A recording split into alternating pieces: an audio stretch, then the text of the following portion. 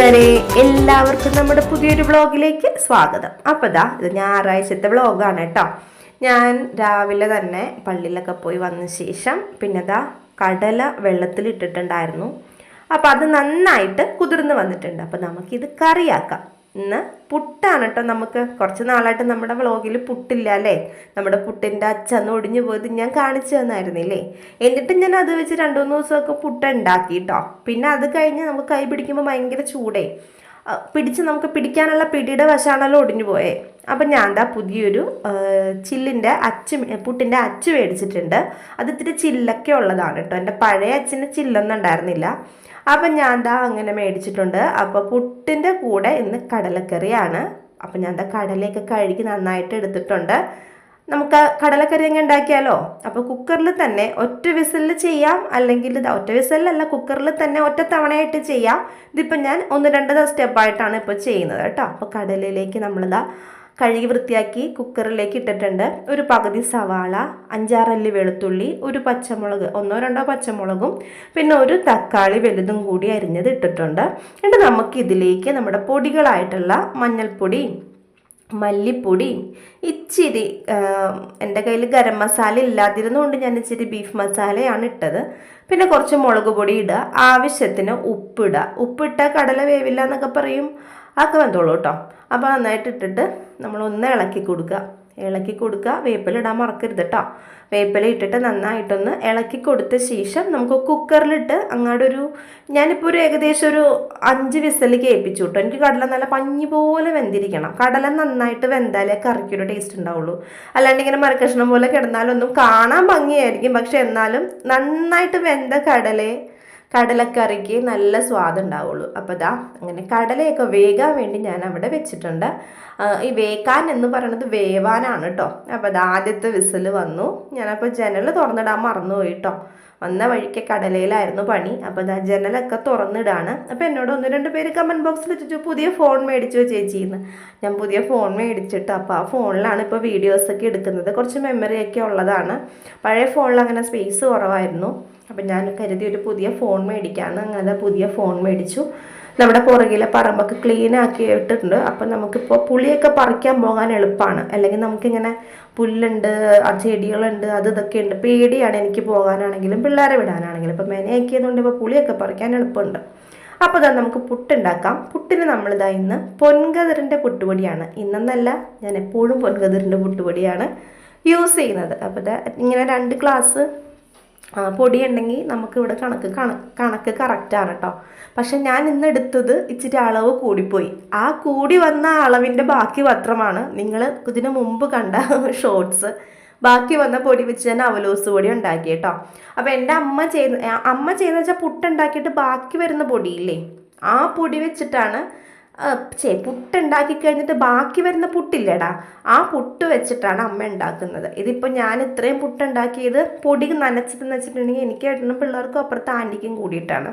അപ്പോൾ ഇത് ഏകദേശം ഒരു 5 അല്ലെങ്കിൽ ഒരു 6 പുട്ടിന് പറ്റും. നമ്മുടെ ഇപ്പോഴത്തെ അച്ച് ചെറിയ അച്ചാണ്. അപ്പം ഞാൻ അത് പറയട്ടെ, തേങ്ങ ഇട്ടിട്ടാണ് ഞാൻ പുട്ടിന്ന് ഉണ്ടാക്കുന്നത്. സാധാരണ തേങ്ങ ഇടാറില്ല. അങ്ങനെ പൊടിയൊക്കെ നനച്ച് അവിടെ വെച്ചിട്ടുണ്ട്.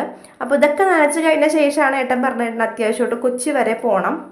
പള്ളിയിൽ നിന്ന് വിളി വന്നിട്ടുണ്ട്. KTSM ക്ലാസ്സിൽ എന്തോ കാര്യത്തിനാണ്, പോകാണ്ട് പറ്റില്ല. അപ്പോൾ പുള്ളിക്കാരൻ രാവിലെ ബ്രേക്ക്ഫാസ്റ്റിന് ഉണ്ടാവില്ല. അപ്പം ഞാൻ കരുതി എന്തായാലും നനച്ച പൊടി കളയണ്ട, അത് വൈകുന്നേരം ആകുമ്പോഴത്തേനും അവലോസ് പൊടി ആക്കി എടുക്കാമെന്ന് വിചാരിച്ചു. അപ്പം ഞാൻ വെള്ളമൊക്കെ കുടിക്കാനുള്ളത് രാവിലെ തന്നെ തിളപ്പിച്ച് വയ്ക്കോട്ടോ. എന്തോ ഒരു ചൂടാണ് എൻ്റെ കർത്താവേ, ഒരു രക്ഷയില്ല. ചൂടെന്ന് പറഞ്ഞാൽ ചൂടാണ്. ഉരുകാണ്. അപ്പം ഞങ്ങളുടെ അപ്പച്ചനൊക്കെ വെയിലത്തുനിന്നാണേ പണിയെടുക്കണേ, അപ്പനും അനിയനൊക്കെ. ഞാനിങ്ങനെ ആലോചിക്കും, ഈശ്വരാ എന്ത് കഷ്ടപ്പാടാണ് ഈ പുറത്ത് പണിയെടുക്കണ ആൾക്കാർക്കെന്ന്. വീട്ടിലിരിക്കണം നമുക്ക് പറ്റില്ല. നമുക്കൊന്ന് വേണമെങ്കിൽ ഓടിപ്പോയി AC ഇട്ടിരിക്കുകയോ അല്ലെങ്കിൽ ഒന്ന് ഫാനിൻ്റെ അടിയിലിരിക്കുകയോ കുറേ തണുത്ത വെള്ളം കുടിക്കുകയോ ഒക്കെ ചെയ്യാം. ഈ പുറത്ത് ഓടിയിടുന്ന ജോലിയാണ് ആൾക്കാരുടെ അവസ്ഥ. അയ്യോ. അപ്പോൾ നമ്മുടെ പുളിയൊക്കെ ഇഷ്ടം പോലെ ഉണ്ടായിട്ടുണ്ട്. ആ ഒരു കൊമ്പിലെ പുളി എങ്ങനെ പറിക്കുന്നു ഓർത്തിട്ട് എനിക്കൊരു പിടിയില്ല. ഇനി വല്ല ഏണിയും വെച്ച് കയറി അങ്ങോട്ട് പറിക്കണം. ആണെങ്കിൽ ഇങ്ങോട്ട് ചാഞ്ഞ് എങ്ങൊന്നും ഇല്ലാത്ത ആകാശത്ത് നിൽക്കണ പോലെയാണ് ആ പുളി നിൽക്കുന്നത്. അപ്പോൾ നമുക്ക് കടല കറി വയ്ക്കാം. ഞാൻ ഏട്ടൻ അങ്ങനെ പോയതുകൊണ്ട്, ഏട്ടനാണ് തേങ്ങയിട്ട് പുട്ട് വയ്ക്കണത് വലിയ ഇഷ്ടമില്ലാത്തത്. ഇവിടെ പിള്ളേരാണെങ്കിലും ആ പുട്ടിൻ്റെ മേലുള്ള പീര തോണ്ടിക്കളയും. അപ്പം ഞാൻ കരുതി ഇന്നെന്തായാലും കുറേ നാളായി പീര ഇട്ടിട്ട് പുട്ടുണ്ടാക്കിയിട്ട്. അപ്പോൾ ഞാൻ കരുതി ഇന്ന് അങ്ങനെ ചെയ്യാമെന്ന് കരുതി. അപ്പോൾ ഇതാ കടല അവിടെ വെന്ത് വന്ന നേരം കൊണ്ട് ഞാനിവിടെ വെളിച്ചെണ്ണയിൽ കുറച്ച് വെളുത്തുള്ളിയും വേപ്പിലയും കൂടി ഇട്ട് മൂപ്പിച്ച ശേഷം നമ്മുടെ മസാലപ്പൊടിയും ഇച്ചിരി മുളക് പൊടിയും കൂടി ഇട്ടിട്ട് അങ്ങ് മൊരിയിച്ചെടുക്കുന്നുണ്ട്. മുളക് പൊടി വേണമെങ്കിൽ ഇട്ടാൽ മതി കേട്ടോ. വെളുത്തുള്ളി ജാസ്തി ഇടുന്നത് എന്താണെന്ന് വെച്ചിട്ടുണ്ടെങ്കിൽ നമുക്ക് കടല കഴിക്കുമ്പോൾ ഗ്യാസിൻ്റെ പ്രശ്നം ഉണ്ടാവരുതല്ലോ, അപ്പോൾ അതുകൊണ്ടാണ് കേട്ടോ. എന്നിട്ട് നമ്മൾ വേവിച്ച് വെച്ചിട്ടുള്ള കടല ഇട്ട് കൊടുക്കുക. അതിൻ്റെ ഇടയ്ക്ക് ഒരു പിടി കടല വെന്തത് ഞാനെടുത്ത് മാറ്റി വെച്ചിട്ടുണ്ടായിരുന്നു, മിക്സിയുടെ ജാറിലിട്ട് അരച്ച് വെച്ചിട്ടുണ്ടായിരുന്നു. അപ്പോൾ അത് നമുക്ക് അതിലേക്ക് ഇട്ട് കൊടുക്കുമ്പോഴത്തേനും കടലക്കറി നല്ല കൊഴുപ്പിൽ കിട്ടും. അപ്പം ഞാൻ അങ്ങനെ കടലക്കറി ആക്കി എടുക്കുന്നുണ്ട്. നല്ല രുചിയാണ് കേട്ടോ. വളരെ എളുപ്പത്തിൽ നമ്മുടെ പണിയും കഴിയും, നല്ല ടേസ്റ്റിൽ നമുക്ക് കടലക്കറി കഴിക്കുകയും ചെയ്യാം. നന്നായിട്ട് അങ്ങ് തിളപ്പിച്ച് ഇച്ചിരി മല്ലിച്ചീരയും കുറച്ച് വേപ്പിലേക്ക് അങ്ങ് ഇട്ടിട്ടുണ്ടെങ്കിൽ ഉണ്ടല്ലോ ഇറച്ചിക്കറി മാറി നിൽക്കും, അത്രയ്ക്ക് ടേസ്റ്റാണ്. അപ്പോൾ അതാ അങ്ങനെ നമ്മുടെ കടലക്കറി റെഡിയായി വരുന്നുണ്ട്. ഇതിൽ സോയൊക്കെ ഇട്ട് ചെയ്യും കേട്ടോ, ഉരുളൻ കിഴങ്ങൊക്കെ ഇട്ട് വെക്കും. നല്ല സ്വാദാണ് അങ്ങനെ വെക്കണേന്. നമുക്ക് രുചി അറിഞ്ഞ് പുട്ടും കടലയെന്ന് പറയുമ്പോൾ തന്നെ അസാധ്യ കോമ്പിനേഷനാണ്. അപ്പോൾ ആ രുചി അറിഞ്ഞ് അല്ലെങ്കിൽ രുചിയോടുകൂടി ഭക്ഷണം കഴിക്കാന്ന് വെച്ചാൽ അതൊരു സന്തോഷമാണല്ലേ. അങ്ങനെ ദാ കടലക്കറി അവിടെ സെറ്റായി വരുന്നുണ്ട്, നല്ല അടിപൊളിയായിട്ട് വരുന്നുണ്ട്. അപ്പം ഞാൻ എന്താ തേങ്ങയൊക്കെ ചിരണ്ടി വെച്ചു കേട്ടോ. തേങ്ങയൊക്കെ ചിരണ്ടിയാണെങ്കിൽ നല്ല തലവേദന ഉണ്ടായിരുന്നു രാവിലെ മുതൽ, ഭയങ്കര ഒരു തലയ്ക്ക് ഇങ്ങനെ വിങ്ങുന്ന പോലെ ആയിരുന്നു. അപ്പം ഞാൻ എന്താ പുട്ടിൻ്റെ പൊടി നനച്ച് വെച്ചത് നന്നായിട്ടൊന്ന് കൈ കൊണ്ടൊന്ന് ഉടച്ച് കൊടുത്ത് കണ്ടത്. ഇപ്പം അധികം ഉണ്ട്, ഒത്തിരി ഉണ്ട്. ഏട്ടന് കൂടി ഉണ്ടായിരുന്നെങ്കിൽ കുഴപ്പമില്ലായിരുന്നു. അപ്പം ഞാൻ എന്താ പുതിയ അച്ചിൽ പുട്ടുണ്ടാക്കുകയാണ് പീരിയിട്ടിട്ട്. അപ്പം ഞാൻ എന്താ ഇത് നമ്മൾ എന്താ പറ്റണേന്ന്, പഴയ അച്ചിൽ ചില്ലില്ല, പുട്ടിൻ്റെ അച്ചിൽ ചില്ലില്ല, പക്ഷേ ഇതിന് ചില്ലുണ്ട്. ഞാൻ ആദ്യം പീര വാരിയിടാന്ന് ഓർത്തപ്പോഴും ഇതിന് ചില്ലുണ്ടല്ലോ എന്ന് ഓർത്തത്. അങ്ങനെ എന്താ കുറച്ച് പീര ഇട്ടു, പിന്നെ പുട്ടിൻ്റെ പൊടി ഇട്ടു, അതിൻ്റെ മീതെ കൂടി നമ്മളിത് ആവശ്യത്തിന് പീര കുറച്ചും കൂടി ഇട്ടു. പക്ഷേ ഇപ്രാവശ്യം പീര പിള്ളേരങ്ങ് എടുത്ത് കളഞ്ഞില്ല, കാരണം ഞാൻ പുട്ട് കൊണ്ട് വെച്ചിട്ട് എൻ്റെ കൈ കൊണ്ട് അങ്ങോട്ട് ഉടച്ച് തിരുമ്മി കൊടുത്തു പുട്ട്. അപ്പം പിള്ളേർ അങ്ങോട്ട് കഴിച്ചു പോയി. ജോക്കൂട്ടിന് പിന്നെ ഞാനാണ് വാരിക്കൊടുത്തത്. അപ്പോൾ അത് ആവശ്യത്തിന് പീരയും വെച്ചിട്ട് ഉണ്ടാക്കാൻ കേട്ടോ. നമ്മൾ ഇതേപോലെ തന്നെ ഇടിയപ്പം ഉണ്ടാക്കുമ്പോഴും നമ്മൾ അതിൻ്റെ മീതെ ഇച്ചിരി പീര ഇടൂലേ, എനിക്ക് ഭയങ്കര ഇഷ്ടമാണ്. പക്ഷെ ഇവിടെ ആർക്കും ഇതൊന്നും ഇഷ്ടമല്ല, എന്തിനാ പീരിടണേന്ന് ചോദിക്കും. പക്ഷെ എനിക്ക് ഭയങ്കര ഇഷ്ടമാണ്. ഇടയ്ക്ക് ഞാനങ്ങനെ ഉണ്ടാക്കുമ്പോൾ എനിക്കുള്ള ഇടിയപ്പത്തിന് മാത്രം കുറച്ച് പീരയും അതിൻ്റെ മീതെ കുറച്ച് പഞ്ചസാരയും കൂടി ഇട്ടിട്ട് അങ്ങോട്ട് ഉണ്ടാക്കും. അത് നല്ല ടേസ്റ്റ്. കറിയൊന്നും വേണ്ട, അത് മാത്രം ഇങ്ങനെ വെറുതെ നമുക്ക് പൊളിച്ച് കഴിക്കാം. എനിക്കത് ഭയങ്കര ഇഷ്ടമാണ് കേട്ടോ. അപ്പോൾ എന്നോട് ഏട്ടൻ അതൊക്കെ അമ്മമാർ കഴിക്കണമെന്ന് പറയുമ്പോൾ ആ സാരില്ല, ഞാൻ അമ്മൂമ്മയെന്ന് വിചാരിച്ചോളാം എന്ന് പറയും. അങ്ങനെ അതാ പുട്ടൊക്കെ ആക്കി എടുക്കണം. ആദ്യത്തെ പുട്ടെടുത്തപ്പോഴത്തേനും നല്ല സെറ്റായിട്ട് പോന്നു. അപ്പോൾ അപ്പുറത്ത് ഞാൻ പാല് വെച്ചിട്ടുണ്ടായിരുന്നു. പക്ഷേ എന്തോ ഒരു കഷ്ടിച്ചാണ് രക്ഷപ്പെട്ടത്. പാല് തിളച്ച് വന്നതും ഞാൻ പിടിക്കാൻ പോയത് മാത്രമേ എനിക്ക് ഓർമ്മയുണ്ടായിരുന്നുള്ളൂ. അപ്പോഴേക്കും ഞാൻ രണ്ടാമത്തെ പുട്ട് വെച്ചു. അപ്പോഴേക്കും ഇവിടെ പാലും തിളച്ചപ്പോൾ ഞാൻ ചായ ആക്കാമെന്ന് കരുതി അങ്ങനെ നിൽക്കനെ തന്നെ ഞാൻ ചായ ഇളപ്പിച്ചതിന് പിടിക്കാൻ വന്നപ്പോൾ തന്നെ തെന്നി മറിഞ്ഞ് ഇങ്ങോട്ട് വീണു. എൻ്റെ ദേഹത്തേക്ക് വീണില്ല, ദേഹത്തേക്ക് വീണെന്നാണ് കുറച്ച് തെറിച്ചു. ഞാൻ അപ്പോഴേക്കും മാറിക്കളഞ്ഞു പുറകിലേക്ക്, അവിടെ മൊത്തം പോയി. അപ്പം തന്നെ എനിക്കങ്ങ് നമ്മുടെ മനസ്സങ്ങ് കെടും. ഇത് കണ്ട ഇന്നത്തെ പാല് പോയിട്ട്, പാല് പോകുമ്പോൾ അത്യാവശ്യം നല്ല മണമാണ്, പാലിൻ്റെ ഒരു മണമാണ്. ഒരു 10-15 മിനിറ്റിനുള്ളിൽ നമ്മൾ ഈ സാധനം തുടച്ചില്ലെങ്കിൽ അവിടെ ഇരുന്ന് ഉണങ്ങിയിട്ടൊരു പുളിച്ച മണമുണ്ട് എൻ്റെ പൊന്നോ. പിന്നെ നമ്മൾ അതിനും മാത്രം ഫിനോയിലോ ലോഷനൊക്കെ ഇട്ട് തുടക്കണം. അപ്പം ഞാൻ കയ്യോടെ തന്നെ അവിടെ നിന്ന് അങ്ങ് എല്ലാം തുടച്ച് ഗ്യാസിൻ്റെ അടി ഒക്കെ എല്ലാം മാറ്റി തുടക്കുകയാണ്. അത് കഴിഞ്ഞ് ഞാൻ ഹൈ ഫ്ലെയിമിൽ ഇട്ടിട്ടാണ് പുട്ടുണ്ടാക്കിക്കൊണ്ടിരുന്നത്. കുക്കറിൽ നിന്ന് പുട്ടിങ്ങ എടുത്തത് മാത്രം ഓർമ്മയുണ്ട്. അടപ്പ് തെറിച്ച് മുഖത്തോട്ട് ദേ കണ്ടോ, ആവി അടിച്ച് ഞാനവിടെ തന്നെ കണ്ണ് പോയെന്ന് ഓർത്തു. അത്രയും പ്രഷറിലാണ് ആ പാത്രം വന്ന് വീണിട്ട് തട്ടിപ്പോയത്. എന്തോ ആ സമയത്തൊരു പാലം ദേഹത്തേക്ക് വീഴാൻ പോയി. കുക്കറിൽ നിന്ന് ഇത്ര പ്രഷറിൽ വരുമെന്ന് ഓർത്തില്ല. അപ്പോൾ എനിക്ക് പേടിയായപ്പോൾ ഞാൻ പേടിച്ചാണ് അടുത്ത ഞാൻ വെച്ചത്. പക്ഷെ നമുക്ക് ഉണ്ടാക്കാതിരിക്കാൻ പറ്റില്ല. അപ്പോൾ ചോക്കൂട്ടപ്പോൾ ഞാൻ വേഗം പോയിക്കോ പൊന്നാ, എന്തോ കാലക്കേടാണ്. എനിക്ക് പേടിയാണ്. നമുക്ക് വന്നാൽ സഹിക്കാം, മക്കളുടെ ദേഹത്തൊക്കെ ആണെങ്കിൽ. കാരണം ചോക്കൂട്ടിന് അത്ര നേരം എൻ്റെ അടുത്ത് ഇരിക്കണ്ടായിരുന്നുള്ളൂ. അവൻ എന്തോ കാര്യത്തിന് അപ്പുറത്തേക്ക് പോയപ്പോഴാണ് ഞാൻ ഈ പാലിങ്ങനെ അവനങ്ങ് നീങ്ങിയുള്ള എൻ്റെ അടുത്ത് നിന്ന്, അടുക്കളയിൽ നിന്ന് പോയില്ലെന്ന് തോന്നുന്നു കൊച്ച്, അങ്ങോട്ട് അപ്പുറത്തേക്ക് അങ്ങോട്ട് നീങ്ങിയതാണ്. അപ്പം ഞാൻ കരുതി കട്ടൻ ചായ ആക്കി. പിന്നെ ഞാൻ വേഗം പിള്ളേർക്ക് കൊടുത്തു കേട്ടോ. അതൊന്നും ഞാൻ വീഡിയോ എടുക്കാൻ നിന്നില്ല, മനസ്സാകെ എന്തോ പോലെ ആയി. പിന്നെ കുറച്ച് അലക്കാനും തുടക്കാനും ഒതുക്കാനൊക്കെ ഉണ്ടായിരുന്നു. അതെല്ലാം കഴിഞ്ഞ് വന്നപ്പോഴത്തേക്കും ഞാൻ ബീഫ് കറി വയ്ക്കുകയാണ് കേട്ടോ. ബീഫ് കറി എല്ലാവർക്കും ഇഷ്ടമാകണമെന്നില്ല, പക്ഷെ എന്നാലും നമ്മൾ അങ്കമാലി സൈഡിലൊക്കെ പോകുമ്പോൾ ഒരു കൂർക്കി ഇട്ടിട്ട് ഒരു ബീഫ് കറി വയ്ക്കും, ഭയങ്കര ടേസ്റ്റാണ് പൊന്നോ. ആ ബീഫിലേക്ക് നമ്മളിതാ ഇച്ചിരി ഉപ്പിട്ടിട്ടാണ് വെക്കണത്.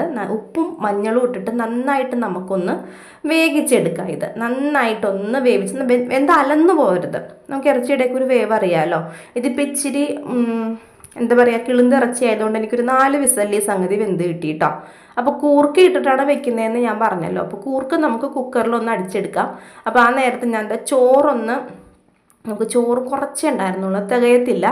അപ്പം ഞാൻ എന്താ അരിയൊക്കെ ഇട്ട് കഞ്ഞിയൊക്കെ തിളപ്പിച്ചെടുക്കുന്നുണ്ട്. അപ്പോൾ നമുക്ക് ആ കുക്കറിലല്ല കൂർക്കയും ബീഫും കൂടിയുള്ള കറി ആകുമ്പോഴത്തേനും, പിന്നെ തലേ ദിവസത്തെ മീൻ കറിയൊക്കെ ഇരിക്കണ്ട, അപ്പോൾ വേറെ കറികളൊന്നും വെക്കണ്ട.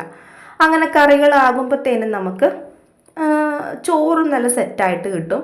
അപ്പം ഞാൻ എന്താ എനിക്കാണെങ്കിൽ പാല് കയ്യിലോട്ട് ഇച്ചിരി തിളച്ചത് വീണിട്ടും ദേഹത്തല്ല, കയ്യേലിങ്ങനെ നമ്മുടെ കഴുത്തിൻ്റെ താഴത്തേക്ക് ഒന്നൊന്നും വീണൊന്നുമില്ല, കയ്യിലേക്ക് നന്നായിട്ടൊന്ന് തെറിച്ചു. പക്ഷെ എന്തോ ഭാഗ്യം, തിളച്ച പാലായിരുന്നിട്ട് പോലും പൊള്ളിയില്ല. ഞാൻ വേഗം കൈ ടാപ്പിൻ്റെ അടിയിൽ കാണിച്ച് നനച്ചു.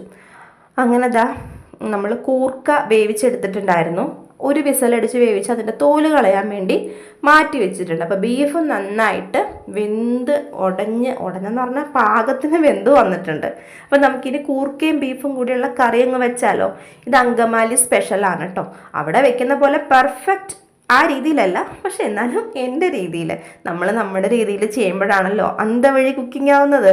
അപ്പം ഞാൻ സവാള ഒരു സവാള എടുത്തിട്ടുണ്ട്, പച്ചമുളക്, വേപ്പില, ഞാൻ ഇഞ്ചി വെളുത്തുള്ളി പേസ്റ്റാണ് ഇട്ടത്. എനിക്ക് ഒന്നും അരിഞ്ഞെടുക്കാനും ചതച്ചെടുക്കാനുള്ള മൂടൊന്നും ഉണ്ടായിരുന്നില്ല. കാരണം ഈ രാവിലെ ഇങ്ങനെ വീണിട്ട് കൈയാണെങ്കിൽ ചൂട് തട്ടുമ്പോൾ ഭയങ്കരമായിട്ട് ഇങ്ങനെ പുകച്ചിലെടുക്കുന്നുണ്ടായിരുന്നു, ഈ ചൂട് പാല് വീണ വശം. എന്നിട്ട് അതിലേക്ക് കുറച്ച് ഉപ്പിട്ടിട്ട് നന്നായിട്ടൊന്ന് വഴറ്റിയെടുക്കുന്നുണ്ട്. ഇത്തിരി ക്ഷമയോടെ നിന്നാൽ മാത്രമേ ബീഫ് കറിക്കാണെങ്കിലും ചിക്കൻ കറിക്കാണെങ്കിലും ടേസ്റ്റ് ഉണ്ടാവുള്ളൂ കേട്ടോ. നമ്മൾ ക്ഷമിച്ച് നിന്ന് ആ എണ്ണ തെളിഞ്ഞ് വരുന്നവരേക്കും അതിൻ്റെ പച്ച ടേസ്റ്റ് മാറി വരുന്നവരേക്കൊക്കെ മാറ്റി വാട്ടി ഇങ്ങനെ എടുക്കണം. അപ്പോൾ നന്നായിട്ട് വാടി വരുമ്പോഴത്തേനും മഞ്ഞൾപ്പൊടി, മുളക് പൊടി, മല്ലിപ്പൊടി, പിന്നെ ഇച്ചിരി ബീഫ് മസാലയാണ് ഇട്ട് കൊടുത്തത്. എന്നിട്ട് നന്നായിട്ട് അതിൻ്റെ പച്ചമണം മാറി വരുമ്പോഴേക്കും ഒരു തക്കാളി ഞാൻ മിക്സിയിൽ അരച്ചിട്ട് അതിൻ്റെ ആ അരപ്പിൻ്റെ വെള്ളവും കൂടി ഞാൻ ഒഴിക്കുന്നുണ്ട് കേട്ടോ.